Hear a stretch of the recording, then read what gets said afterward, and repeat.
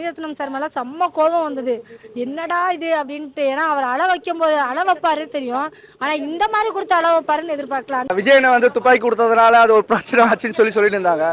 அந்த சீன்லாம் கிடையாது. நெக்ஸ்ட் ஜென்ரேஷன் வந்து என் தலைவன் ஒன்லி எஸ்டிஆர் மட்டும்தான். அந்த அளவுக்கு ரசிகர்கள் பட்டாளம் நிறைந்த ஊரு. அந்த காலத்துல கோகிலான்னு ஒரு படம் ஒரு வருஷம் ஓடினது அங்கதான். ஓகேவா, கோகிலான்னு ஒரு படம் அது ஒரு வருஷம் அங்கதான் ஓடிட்டு அதுக்கப்புறம் தான் இங்க ரீமேக் பண்ணாங்க பாலச்சந்தர் சார். அந்த அளவுக்கு ரசிகர்கள் பட்டாளம் நிறைஞ்ச ஊர் தான். நம்ம தமிழ் மொழியை மிஞ்சின ஒரு மொழி இருக்கா? அதை தாண்டி வேற என்ன மொழி வேணும்? ஸோ எனக்கு வந்து அவர் மன்னிப்பு கேட்க வேண்டிய அவசியம் இல்லைன்னு தான் தோணுது.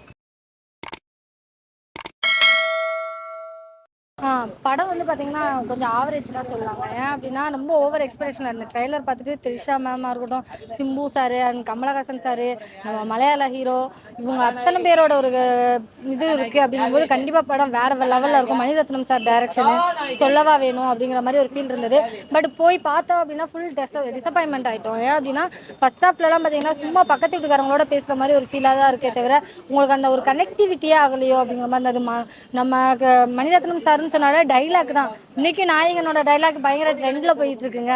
அப்படி ஒரு டைலாக்கோட ஒரு மூவியெல்லாம் இது பண்றது. அந்த ஒரு டைலாக் கமலஹாசன் கொடுத்த அந்த டைலாக் இது நாயகன் 2ல இருந்து தான் ஸ்டார்ட்டே ஆகுதுன்னு வச்சுக்கோங்களேன். அப்படி இருக்கும்போது உங்களுக்கு இதுல எவ்வளவு ஒரு பெரிய விஷயம் வரணும், அது டோட்டலாவே வரலையோ அப்படிங்கிற மாதிரி இருக்கு. ஆக்ஷன்ஸ் இல்லை, ஆக்ஷன்ஸ் இன்னும் கொஞ்சம் அதிகமாக கொடுத்துருக்கலாம். டைலாக் நிறையா பில்ட் பண்ணியிருக்கலாம். டெக்னிக்கலாக இவ்வளோ சூப்பராக பண்ண நீங்கள் வந்து இது பண்ணியிருக்கலாம். நிறைய கேரக்டரை வந்து உள்ளெழுத்து கொடுத்துருக்கீங்க, அவங்களுக்கான ஸ்பேஸ் கொடுத்துருக்கலாம். ஆக்சுவலி அசோக் செல்வன் சார்லாம் ஒரு போலீஸ் கேரக்டராக வர்றாரு. 4 தடவை தான் காட்டுறாங்க. அதுலேயும் பார்த்தீங்கன்னா சிம்பிளாக நார்மலாக சும்மா நம்ம போயிட்டு ரவுடியை பார்த்துட்டு நல்லா விசாரிச்சுட்டு வருவோம்ல, அந்த மாதிரி ஒரு சீனை கொடுக்குறாங்க. எப்படி அதை எடுத்துக்க முடியும்? அவ்வளோ பெரிய கேங்ஸ்டர்ஸ் ஒரு கூட்டத்தையே பிடிக்கிறதுக்கு ட்ரை பண்ணிட்டு இருக்காரு. அவரை எந்த அளவுக்கு பில்டப் பண்ணி காட்டணும், எந்த அளவுக்கு மாசாக காட்டணும், எந்த மாதிரி அவருக்கு ஸ்பேஸ் கொடுக்கணும், அதெல்லாம் கொடுக்கவே இல்லை. இத்தனைக்கும் மலையாள ஹீரோவை வந்து நம்ம ஆல்ரெடி நிறையா படத்தில் பார்த்துருக்கோம். அவரோட அந்த ஆக்டிங்கும் அந்த ஒரு சில விஷயங்களும் அவ்வளோ சூப்பராக இருக்கும். இந்த படத்தில் வந்து ரொம்ப கம்மியாக கொடுத்துருக்காங்களோ அவருக்கு அப்படிங்கிற மாதிரி, இன்னும் அதிகமாக கொடுத்துருக்கலாமோ அப்படிங்கிற மாதிரி இருந்தது. படம் வந்து கமலஹாசன் படம், ஆனால் ஹீரோ வந்து எஸ்டிஆர் தாங்க. இந்த படத்தோட மிகப்பெரிய ப்ளஸ்ன்னு சொன்னால் எஸ்டிஆரோட கம்பேக்னு சொல்லலாம். எக்ஸ்ட்ரா சீரியஸாகவே சூப்பராக ஆக்ட் பண்ணியிருந்தாரு. ரசித்தோம், பயங்கரமாக ரசித்தோம். அவரோட அந்த ஒரு விஷயங்கள் கிளைமேக்ஸ்லலாம் மணிரத்னம் சார் மேலே செம்ம கோபம் வந்தது. என்னடா இது அப்படின்ட்டு. ஏன்னா அவர் அள வைக்கும்போது அள வைப்பாரு தெரியும், ஆனால் இந்த மாதிரி கொடுத்து அள வைப்பாருன்னு எதிர்பார்க்கல. அந்த ஒரு விஷயம் நடந்தது. மியூசிக் வந்து எனக்கு என்னென்னா சூப்பராக இருக்குது, செம்ம மியூசிக். நம்ம ஆல்ரெடி ரொம்ப ரசிச்சிட்டோம். அந்த விண்வெளி நாயகன் சாங் நம்ம எவ்வளோ எக்ஸ்பெக்டேஷன் பண்ணியிருப்போம் இந்த படத்தில் நான் அதிகமாக எக்ஸ்பெக்டேஷன் பண்ணது அதுதான்.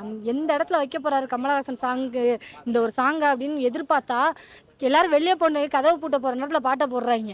யோசிச்சு பாருங்க யார் ரசிப்பா அப்படிங்கிற மாதிரி இருந்தது. ஆக்சுவலி வந்து நார்மல் எல்லாருக்குமே கமலஹாசன் சார் அப்படிங்கிற மாதிரி தான் போட்டாங்க, உலகநாயகன் தான். எனக்கு என்னென்னா எனக்கு அந்த சாங் மிஸ் பண்ணது. அப்புறம் நிறைய இடத்துல பார்த்தீங்கன்னா 4 லைனாக வருது. ஒரு சாங்னா கண்டினியூட்டி வரணும்ல, அந்த ஒரு கண்டினியூட்டி வரல. அந்த முத்தம் சாங் வரல, அந்த மாதிரி ஒரு ஃபீலாக இருந்தது.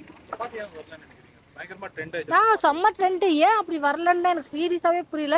வரலையா இல்லை நான் 4 பிட்டா போட்டதில் கவனிக்கலையானே தெரியலங்க. அது ஒரு விஷயமா இருக்குது. அந்த மாதிரி இருந்தது, வரல. ஆனால் படத்தில் ரொம்ப டிசப்பாயின்மெண்ட்டாக இருக்குது சீரியஸாகவே. நாங்கள் எதிர்பார்த்த ஒரு இது, ஏன்னா டெக்னிக்கலாக ஒர்க் பண்ணவங்களாம் பயங்கரமாக பாராட்டணும். இந்த அளவுக்கு ஒர்க் பண்ணவே முடியாது. அந்த கேமரா ரோலிங் ஒரு சில ஒரு ஷார்ட்லாம் வரும், அதெல்லாம் வேறு லெவலில் இருந்துச்சுன்னு சொல்லலாம். இவ்வளோ கஷ்டப்பட்டு உழைச்சவங்களோட அந்த ஒரு இது வந்து வெளில வரலன்னா எவ்வளோ கஷ்டமாக இருக்கும்.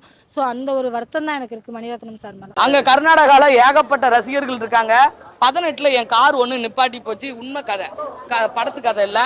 அப்போ வந்து கிரிநகர் ஸ்டேஷனில் என் கார் மாட்டினோடனே தமிழ்நாட்டு கார் நின்றுச்சுன்னா அங்கே கண்டத்துண்டமாக பிரித்து எடுத்துருவாங்க. ஆனால் அந்த காருக்கிட்டே 15 நாளாக உட்காந்து இருந்தேன். ஒரே ஒரு விசிட்டிங் கார்டை தான் காட்டினேன்.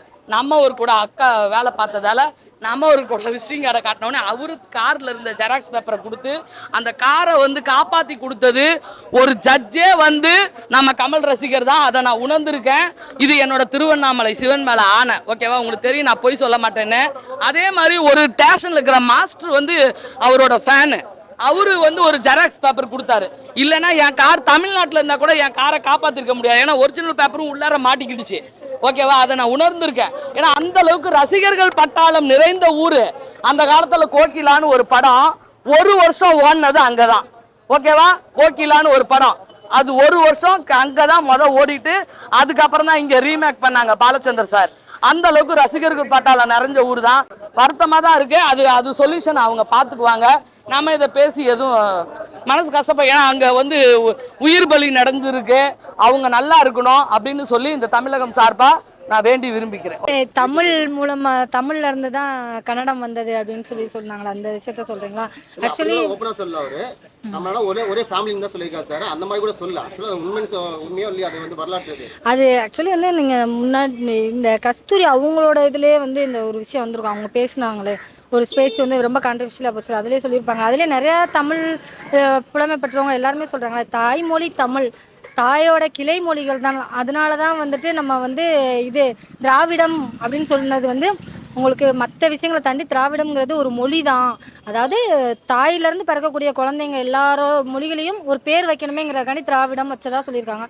ஸோ அப்படி இருக்கும்போது இருக்கலாம்ல. நீங்கள் தமிழ் மொழியை மிஞ்சின ஒரு மொழி இருக்கா? அதை தாண்டி வேறு என்ன மொழி வேணும்? ஸோ எனக்கு வந்து அவர் மன்னிப்பு கேட்க வேண்டிய அவசியம் இல்லைன்னு தான் தோணுது. அண்ணன் தம்பி தானேங்க, ஒரு தாய் பிள்ளைங்கள் தானே நம்ம எல்லாரும். ஸோ எந்த மொழியாக இருந்தா என்ன, ஃபேமிலி தானே, அதுக்கு மன்னிப்பு கேட்கணுங்கிற அவசியம் கிடையாது. இல்லை, எனக்கு வந்து அதில் உடன்பாடு இல்லை. எல்லா மொழிகளும் ஒன்று தான். தாய்மொழி தமிழ் மொழி, அதை மிஞ்சின மொழி எனக்கு வேறு எதுவும் இல்லை. ஸோ எங்களை பொறுத்த வரைக்கும் அது மன்னிப்பு கேட்கணுங்கிற அவசியம் இல்லை. நெகட்டிவ் வியூஸ் வந்து சொல்லதான் ப்ரோ, பாசிட்டிவ் இருந்தால் நெகட்டிவ் இருக்க தான் செய்யும். எல்லாமே ஃபுல்லாக பாசிட்டிவாக இருந்தால் படமும் நல்லா இருக்கு. அதில் நெகட்டிவ் இருக்கணும், நெகட்டிவ் இல்லாமல் எதுவே பாசிட்டிவ் இல்லை. ஆடியன்ஸ் அண்ணா அழுது சொல்லும் போது என்ன சொன்னார்னா, சார் நீங்கள் வந்து எங்கள் படிக்கட்டாக இருந்திருக்கீங்க, உங்களை நான் படிக்கட்டாக அந்த ஏணிப்படி யூஸ் பண்ணி மேலே வருவோம், கண்டிப்பாக உங்களை நான் மிதிச்சு போகல சார், மதிச்சு போயிருக்கேன்னு சொல்லியிருக்காரு. அதை வந்து இந்த படத்தில் காமிச்சிருக்காரு அண்ணா. கண்டிப்பாக அவர் மட்டும் தாங்க கலைவாரிசு. இது வந்து அவர் குழந்தைலேருந்து நடிக்கிறாருங்க. எங்கள் அம்மா தான் சொல்லி எனக்கு தெரியும். எனக்கு அம்மா வந்து ஆக்சுவலாக டிஆர் ஃபேன். அவங்க படத்தை பார்த்து அப்புறம் தான் சிம்பு நான் குழந்தைலேருந்து பார்த்து அவரை பார்த்து வளர்ந்த பையன் தான் நானும். ஸோ நெக்ஸ்ட் கலைவாரிசு அவர் தாங்க. ஃபார் எக்ஸாம்பிள் சொல்லியிருக்காங்க, எல்லாருமே பேசியிருப்பாங்க, விஜயனை வந்து துப்பாக்கி கொடுத்ததுனால அது ஒரு பிரச்சனை ஆச்சுன்னு சொல்லிட்டு இருந்தாங்க. அந்த சீன்லாம் கிடையாது. நெக்ஸ்ட் ஜென்ரேஷன் வந்து என் தலைவன் ஒன்லி எஸ்டிஆர் மட்டும்தான். அதை நான் ஓப்பனாகவே சொல்கிறேன். இது சிம்பு நடிச்சது கரெக்டாக இருக்குங்க. வேறு எந்த கேரக்டர் உள்ளே வந்திருந்தாலும் ஆல்ரெடி நிறைய பேர் வந்து துல்கர் சல்மான் வர எல்லாருமே வெளியில் போனாங்க. அவங்க வெளியில் போனது நல்லது நான் நினைக்கிறேன். ஏன்னா இது அண்ணனுக்கு எழுதப்பட்ட, எப்படி ஒரு சாப்பாடு வந்து எழுதப்பட்டது இருக்குமோ இது அண்ணனுக்காக எழுதப்பட்டிருக்கு. இது அவருக்கு கிடைச்ச இந்த ஸ்கிரிப்ட் சூப்பராக இருக்குது. படம் வேற லெவல் ப்ரூவ் பண்ணியிருக்காருங்க. செகண்ட் ஹாஃப்லாம் வந்து சும்மா ஸ்லிம்மாக நின்று அந்த கோட் ஷூட்டில் நிற்கும் போது வேற லெவல். எப்படிங்க நம்ம அன்னைக்கு தலையை வந்து பில்லா லுக்கில் பார்க்கும்போது எப்படி இருந்தாலும் ஸ்மார்ட்டாக க்யூட்டாக அந்த மாதிரி இருக்காருங்க. வேற லெவலுங்க. தலைவன் வந்து என்னைக்குமே காட்ஃபாதர் தான் அண்ணனுக்கு. எனிவே செல்லை பிள்ளை மாதிரி தான் அவருக்குன்னே எப்படி தான் மியூசிக் பண்ணுறாரு நானும் ஒரு எக்ஸ்பெக்ட் பண்ணிட்டே இருக்கேன். ஏன்னா பிகாஸ் வந்து தள்ளி போகாதே பண்ணார் அன்றைக்கி அதே தேட்டரில் தான் நாங்கள் சந்தோஷப்பட்டோம். இன்றைக்கி அதே மாதிரி பஞ்சவன பூவே சாங், இனி ஜிங்குஜான் சாங்கும் சரி அவருக்குன்னே ஒரு ஸ்பெஷலாக பண்ணுறாரு. அவர் மேலே ரொம்ப அன்பாக இருக்காங்க ரெண்டே பேருங்க. ஒன்று ரகுமான் சார், ஒன்று யுவன் சாருங்க. யுவன் சார் இல்லாமல் அண்ணன் இல்லவே இல்லை.